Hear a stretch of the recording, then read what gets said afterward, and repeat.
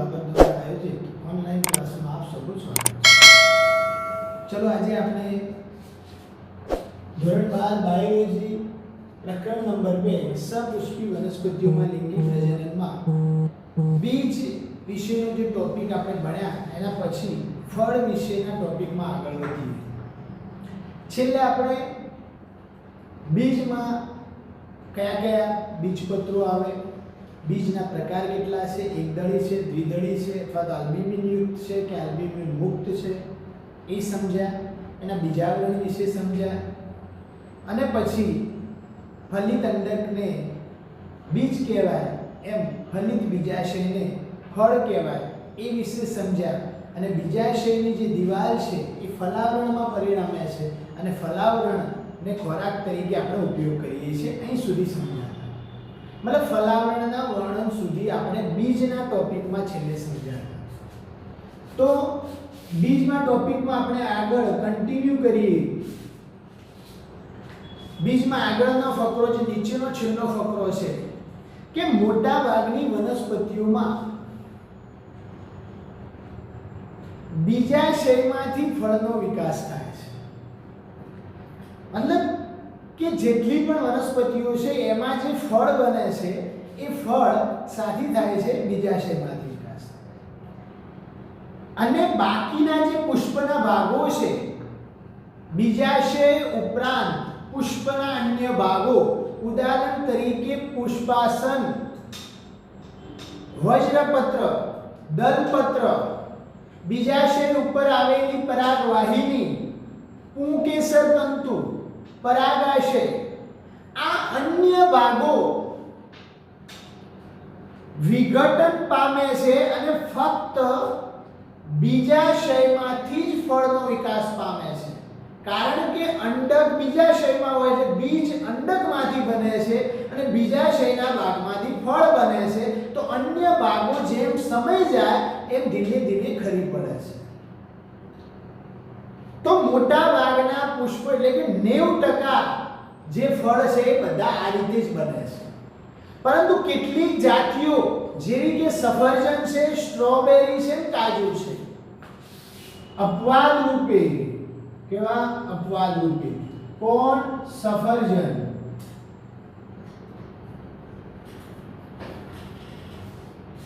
Strawberry, કાજુ, આવી જે વનસ્પતિઓ છે ને આવા એ વનસ્પતિઓના જે ફળ છે, સફરજનનું ફળ, સ્ટ્રોબેરીનું ફળ અને કાજુ જે આપણે ખાઈએ છીએ, આ બધા જે ફળો છે એમાં પુષ્પાસન પણ ફળના નિર્માણમાં ભાગ લે છે। મતલબ મોટા ભાગના 90% પુષ્પોમાં ફક્ત ફળ શામાંથી બને? બીજાશયમાંથી। ફળ શામાંથી બને? બીજાશયમાંથી। અને પુષ્પના અન્ય ભાગો ખરી પડે છે, પરંતુ અપવાદ રૂપે કેટલીક જાતિઓ એવી છે, ઉદાહરણ તરીકે સફરજન, સ્ટ્રોબેરી અને કાજુ, આ વનસ્પતિઓમાં જે ફળ બને છે આ ફળમાં બીજાશય ઉપરાંત પુષ્પાસન પણ ભાગ લે છે। તો આવા ફળોમાં જેમાં પુષ્પાસન જેવા અન્ય ભાગો પુષ્પના ભાગ લેતા હોય એવા ફળોને કુટફળ કહે છે। કેવા ફળો કહેવાય? કુટફળ। તો આ ફળો જે છે એ કયા ફળો છે? કુટફળ। તો કુટફળની વ્યાખ્યા શું? તો કેટલીક જાતિઓ જેવી કે સફરજન, કાજુ અને સ્ટ્રોબેરી જેવી વનસ્પતિ જે છે એના ફળના નિર્માણમાં પુષ્પાસન પણ ભાગ લે છે, આવા ફળોને કુટફળ કહે છે। અને બાકીના જે મોટા ભાગના ફળો છે જેમાં ફક્ત માત્ર ને માત્ર બીજાશયમાંથી બનતા હોય એવા ફળોને શું કહે છે? સત્ય ફળો કહે છે। કયા ફળો? સાચા ફળો। કુટફળ એટલે ખોટા ફળો। તો વિદ્યાર્થી મિત્રો તમે સમજી શકો છો કે મોટા ભાગના જે ફળો આપણે ખાઈએ છીએ, આપણી આજુબાજુ જે જોવા મળે છે અપવાદ રૂપે આવા 3 પ્રકારના ફળોને બાદ કરતા આપણે સત્ય ફળ છે। તો આના પરથી આપણે સમજી શકીએ કે ફળ એ શાનાથી મળ્યું? તો ફળ એ ફલનનું પરિણામ છે। શાનું પરિણામ છે? રિઝલ્ટ કોનું છે? ફલનના લીધે મળતું રિઝલ્ટ છે, નિપજ છે. છતાં થોડી જાતિઓમાં ફળનું નિર્માણ ફલન વગર થાય છે. મતલબ કેટલીક જાતિઓમાં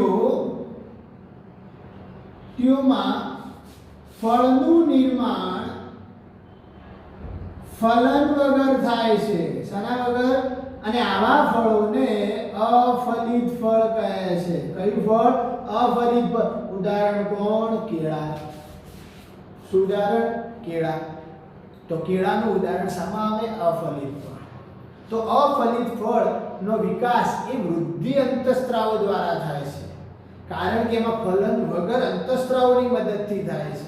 અને આવા ફળો કે જેમાં ફલન ના થયું હોય, ફલન વગર હોય, એમાં ફલિત અંડક ના હોય, તેમાં બીજ પણ જોવા મળે નહીં. એટલે અફલિત ફળો કેવા હોય છે?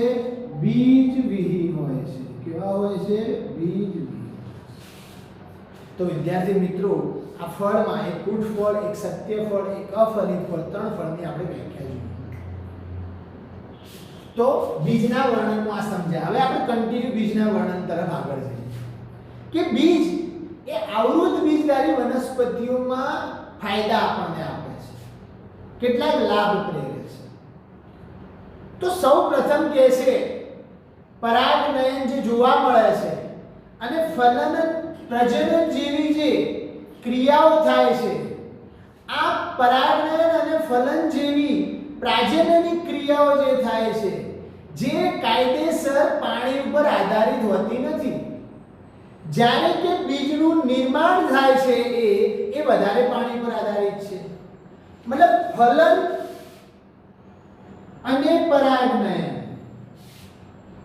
પાણી ઉપર આધારિત નથી, પરંતુ બીજનું નિર્માણ એ પાણી ઉપર આધારિત છે. તો મહત્વનો મુદ્દો છે, કારણ કે ફલનમાં તો જન્યુ આવે પોષણ કોણ આપે છે? તો નાનકોષ પોષણ આપે છે, પેલા સહાયક કોષ ને અન્ય ભ્રૂણપૂટના ભાગો પોષણ આપે છે. પરંતુ બીજના નિર્માણ માટે જરૂરી શું છે? વનસ્પતિમાંથી મળતું પાણી.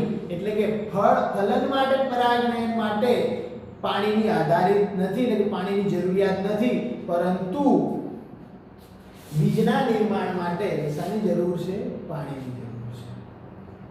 તો બીજ જે છે એ જ્યારે નવા વસવાટમાં, નવા વિસ્તારમાં જ્યારે એને વિકિરણ પામવું હોય તો સારી રીતે અનુકૂલન દર્શાવે છે, સારી રીતે પોતાનું અનુકૂલન દર્શાવે છે. જેવો પર્યાવરણ, જેવો વિસ્તાર, જેવું વાતાવરણ, એ પ્રમાણે અનુકૂલન જાળવે છે.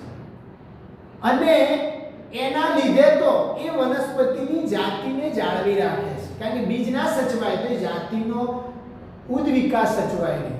તો બીજ જેમ સચવાય એમ એ જાતિ ટકી રહે. તો સૌથી મહત્વનું છે કે આ જે બીજ જે છે એ બીજમાં ખોરાકનો સંગ્રહ પણ રહેલો હોય છે. આપણે જોયું કે ભ્રૂણકોષ કેટલાક બીજમાં ખોરાક સંગ્રહ તરીકે અલાયદો વિસ્તાર ધરાવે છે અને કેટલાકમાં અલાયદો વિસ્તાર ધરાવતા નથી. તો બીજ એની જરૂરિયાત મુજબ સખત સંચય ખોરાક ધરાવે છે, અને એ સંચય ખોરાક ધરાવે છે એટલે તો આપણે પોષણ તરીકે બીજને ખાઈએ છીએ. ચાહે આપણે વટાણા ખાઈએ, ચાહે આપણે ચણા ખાઈએ, ચાહે આપણે ઘઉં ખાઈએ, ચાહે આપણે મકાઈ ખાઈએ, આપણે પોષણ તરીકે કેમ ખાતા હશું? કારણ કે એના અંદર પોષક ઘટકો હશે. એનો મતલબ કે એના અંદર ખોરાક છે. તો આ ખોરાક જ્યારે આપણે ખાઈએ છીએ એટલે બીજનું અંકુરણ થતું નથી, પણ એ જ બીજ જેને આપણે પોષણ તરીકે લઈએ છીએ, એ બીજને જો અંકુરિત કરવામાં આવે, ઉગાડવામાં આવે, જમીનમાં નાખવામાં આવે, પાણી આપવામાં આવે, ખાતર આપવામાં આવે, ત્યારે એના અંકુરણમાંથી શું નીકળે છે? ભ્રૂણ નીકળે છે. અને જ્યાં સુધી ભ્રૂણ નીકળે ત્યાં સુધી એને પોષણ મળવું જરૂરી છે. તો એ બીજને ભ્રૂણ જ્યારે અંકુરિત થાય છે એ સમયે પોષણ, એ જે સંચય ખોરાક રહેલો હોય છે, એ ખોરાકમાંથી મળે છે. અને જ્યારે અંકુરિત થઈ એ ભ્રૂણમાંથી પ્રકાશ સંશ્લેષણ માટે સક્ષમ પર્ણો જે ઉત્પન્ન થાય છે, ત્યાં સુધી એ ભ્રૂણને ખોરાક કોણ આપે છે? એ બીજ પૂરો પાડે છે. અને જ્યારે એમાંથી પર્ણ નીકળે નાના નાના, ત્યારે પર્ણ પ્રકાશ સંશ્લેષણ દ્વારા પોષણ પૂરું પાડે છે. તો આ એક મહત્વની બાબત છે. બીજું, બીજ બીજાવરણ ધરાવે છે. તો બીજાવરણ કેમ ધરાવે છે? તો એના અંદર રહેલો જે પુખ્ત ભ્રૂણ જે છે, જેમાંથી ભ્રૂણધરી છે, જેમાંથી પ્રકાંડગ્ર નીકળવાનું છે, જેમાંથી મૂલાગ્ર નીકળવાનું છે, પુખ્ત ભ્રૂણનું શું કરે છે? રક્ષણ કરે છે. તો આ બીજ કોની પેદાશ છે? તો બીજ લિંગી પ્રજનનની પેદાશ છે. અને આના લીધે નવા જનીનિક સંયોજન સર્જે છે. અને નવા જનીનિક સંયોજન સર્જવાને લીધે ભિન્નતા થાય છે. તો આપણે ઓલરેડી 11માં સમજ્યા કે ભિન્નતા શાના કારણે આવે છે? તો લિંગી પ્રજનનના કારણે આવે છે. તો લિંગી પ્રજનનની પેદાશ હોવાથી ભિન્નતા આવે છે. હવે જનરલ વર્ણન છે બીજનું, કે બીજ એક કૃષિ વિષયક છે. શું છે? કૃષિ વિષય. બીજ એ આપણી કૃષિનો પાયો છે. કોઈ પણ પુખ્ત બીજ હોય એ જો જલરહિત થઈ જાય, સુકાઈ જાય, પાણીનું પ્રમાણ ઘટી જાય, ત્યારે એ બીજ સુસુપ્તા પ્રાપ્ત કરે છે. અને જેને બીજ સુસુપ્તા કહેવાય છે. અને બીજને સંગ્રહ કરવા માટે બીજની સુસુપ્તા થવી જરૂરી છે. એનો મતલબ કે અગર બીજ આપણા ઘરે પડ્યું રાખવું હોય, ઘઉંને પડ્યા રાખવા, તો ઘઉં સૂકા થવા જોઈએ. અને સૂકા થવા જોઈએ એનો મતલબ જલ રહિત થવા જોઈએ. તો જલ રહિત થવું અને સુસુપ્તા પામવું એ બીજને જાળવવાનો એક ભાગ છે. બીજને જાળવવાની એક અગત્યની બાબત છે. જેથી સમગ્ર વર્ષ દરમિયાન ખોરાક તરીકે આપણે એનો ઉપયોગ કરી શકીએ છીએ. અને જ્યારે ભવિષ્યમાં નવો પાક મેળવવો હોય, ફરીથી એને ઉગાડવા હોય, અને ઉગાડી અને ફરીથી નવી વનસ્પતિ જો પેદા કરવી હોય, ખેતી કરવી હોય, મતલબ ખેતી વિશે જો વિચારી શકીએ છીએ, તો એ આ બીજ સુસુપ્તાના કારણે. અને એના લીધે જ બીજ નિર્માણમાંથી અંકુરિત થઈ અને એમાંથી નવો સંગ્રહ પેદા કરી શકાય છે. તો વિદ્યાર્થી મિત્રો, બીજની સુસુપ્તા થવું જરૂરી છે, કારણ કે બીજને સાચવવું જરૂરી છે. આપણે ખાવા માટે, આપણા પોષણ માટે, લાંબા સમય સુધી ટકવા માટે આપણે બીજને પોષણ તરીકે ઉપયોગ કરીએ. એક કારણ છે સુસુપ્તા. આ જે બીજ જે છે એ જેમ જેમ છૂટા પડે છે, તો કેટલો સમય જીવંત રહેશે એનો સમયગાળો જુદો જુદો છે. આપણે જોઈએ છીએ, આપણે આજુબાજુ જે બીજ ખાઈએ છીએ, કઠોળ તરીકે ખાઈએ છીએ, ગ્રેન્સ તરીકે જે ખાઈએ છીએ, ઘઉં છે, ચાવલ છે વગેરે, એ દરેક બીજમાં તમે જુઓ તો દરેક બીજ જે છે એમાં જુદાપણું જોવા મળે છે. દરેક બીજ વિકિરણની બાબતે પણ જુદાપણા જોવા મળે છે. અને દરેક બીજનું ટકવું, દરેક બીજનું સુસુપ્તતા પણ જુદી જુદી જોવા મળે છે. તો કેટલીક જાતિઓમાં બીજ થોડાક મહિનાઓ સુધી પોતાની જીવિતતા રાખી શકે છે અને પછી ગુમાવી દે છે. અને કેટલાક બીજો એવા છે કે જે વર્ષો સુધી, 7 મહિના સુધી, 2 વર્ષ સુધી, 2000 વર્ષો સુધી, 100 વર્ષો સુધી પણ ટકી શકે છે. તો સૌથી મહત્વની બાબત છે કે મોટા ભાગની જાતિઓમાં બીજ વર્ષો સુધી ટકી શકે. અને એના કારણે આપણે ભવિષ્યમાં ખેતી પણ કરી શકીએ છીએ અને એના કારણે જ આપણે ખોરાક તરીકે મેળવી શકીએ છીએ. તો કેટલાક બીજ 100 વર્ષ કરતાં પણ વધુ જીવંત રહી શકે છે. કેટલા વર્ષ કરતાં? 100 વર્ષ કરતાં પણ વધુ જીવંત રહી શકે છે. તો વિદ્યાર્થી મિત્રો, તમે સમજી શકો છો કે 100 વર્ષ કરતાં પણ વધુ આપણો ઉંમરનો સમયગાળો ટૂંકો પડી જાય. એમાં આપણે જન્મથી લઈ અને મૃત્યુ સુધીનો સમયગાળો ટૂંકો પડી જાય. એના કરતાં પણ વધારે બીજ પોતાનું જીવન જીવે છે, મતલબ જીવિતતા ટકાવી રાખે છે, ગુમાવતા નથી. ઘણા જૂના હોવા છતાં બીજ જીવંત રહ્યા હોય એવા પુરાવા અત્યારે વૈજ્ઞાનિકોએ રિસર્ચ દરમિયાન મેળવ્યા છે. સૌથી જૂનું બીજ છે લ્યુપાઇનનું. લ્યુપાઇન આર્કિટિક્સ નામની જે વનસ્પતિ છે, એ આર્કિટિક ટ્રુન્ડમાં લગભગ 10,000 વર્ષોની સુસુપ્તા પછી પણ બીજ કેવું જોવા મળ્યું? અંકુરિત થતું જોવા મળ્યું. કે કયું? લ્યુપાઇન આર્કિટિક્સ.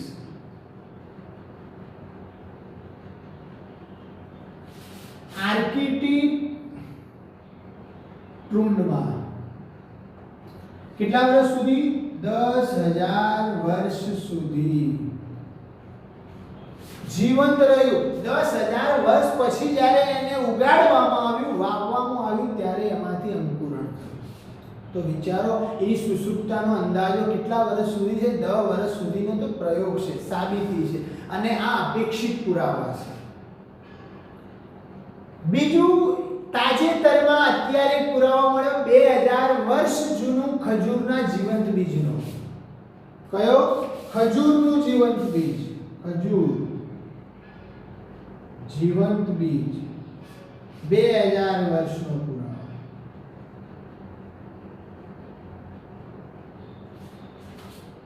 અને આ ખજૂરનું જે જીવંત બીજ છે, જે 2000 વર્ષનો જે પુરાવો જોવા મળે છે, એ પુરાતત્વ વિભાગ જે છે આપણો, એ મૃત દરિયા નજીક રાજન હેરિંગ, કયો?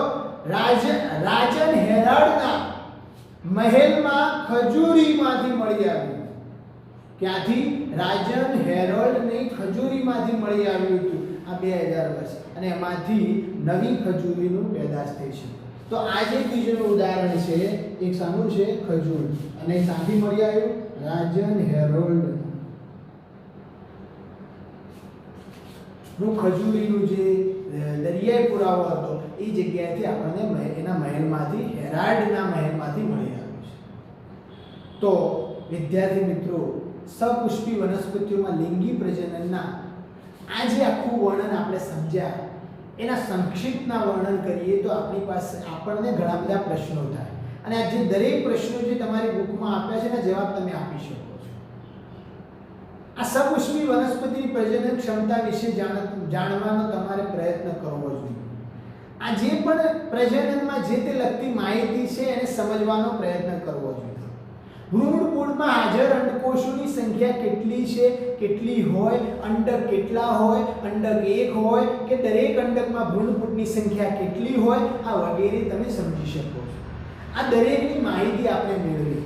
એક બીજાશયમાંથી અંડકની સંખ્યા કેટલી હોય, એક બીજાશયમાં અંડકની સંખ્યા 1 છે, 2 છે કે હજારો છે, એ પણ જુદા જુદા પુષ્પોમાં, જુદા જુદા બીજમાં, એટલે કે જુદી જુદી વનસ્પતિઓમાં જુદી જુદી.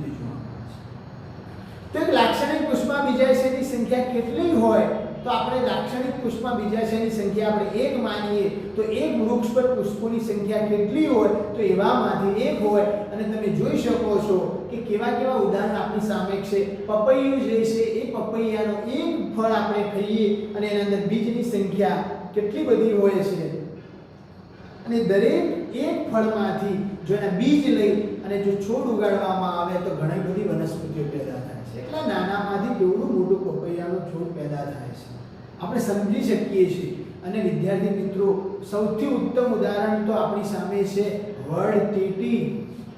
200 થી 300 વર્ષ જીવવાવાળું વૃક્ષ, મહાન મોટું વૃક્ષ, જેના ટીટીનું જે ફળ છે એના અંદર ઝીણા ઝીણા એટલા અઢળક હજારો લાખોની સંખ્યામાં બીજ હોય છે. તો તમે વિચારો, માત્ર આટલા સૂક્ષ્મ બીજમાંથી કેટલું વિશાળકાય કદનું ઝાડ થાય છે.